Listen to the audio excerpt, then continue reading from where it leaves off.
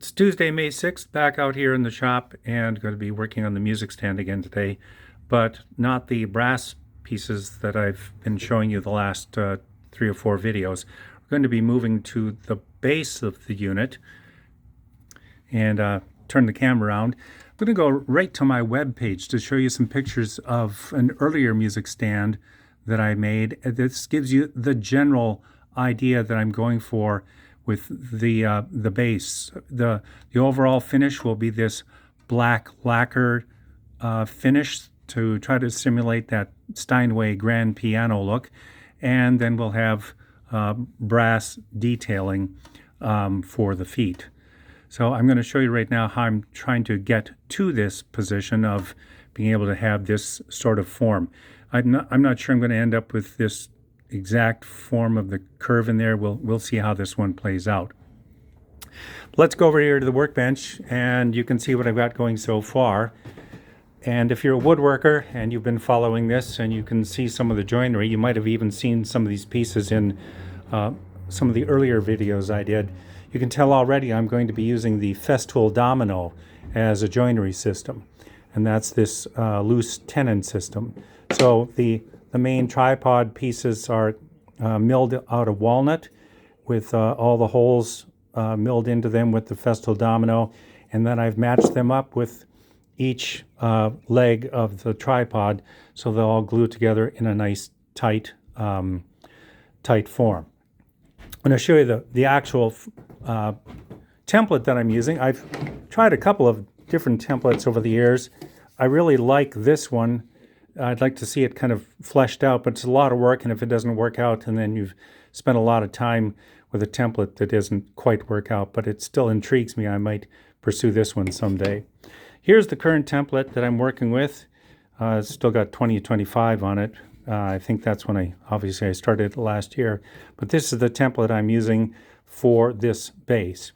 Now the construction is made out of laminated plywood in the middle and then solid white oak on the outside. And for you woodworkers, I think you might understand what I'm trying to do is avoid weak joints, because when you've got a curve like this, there's a potential of if this were all solid wood glued together, there's a potential of the grain cracking along here. So by laminating this plywood in the middle, I give a cross grain strength to these pieces. That's the basic reason for the plywood in the middle. Now there's still a lot of work to be done on these to get to the point where it's going to look like what you saw in that picture there. But you can see on this piece right now that I'm close to it. Now this one is upside down, and I've cut out the plywood on these 3 legs, and it still needs a lot of shaping and forming. But the other thing that I've done is I've created a flat on the bottom side of all 3 of the legs, and they match up with the thickness of the walnut tripod piece. And the point of this is that I can, when this is all glued together, I can glue a unifying piece of probably 1/4-inch plywood, although I'm thinking about using aluminum, but that's going to add more weight to it, so I probably won't.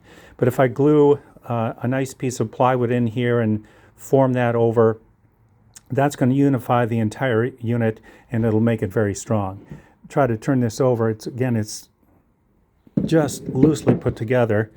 It gives you somewhat of an idea of what this tripod base is going to look like when it's glued together.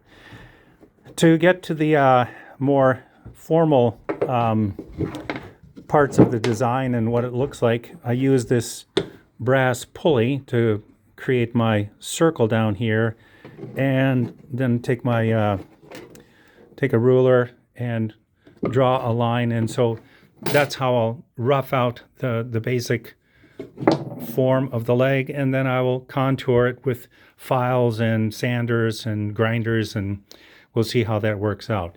But that's kind of what I've got going right now out here in the shop. It might be a few more days before there's anything to report back on how these are coming together.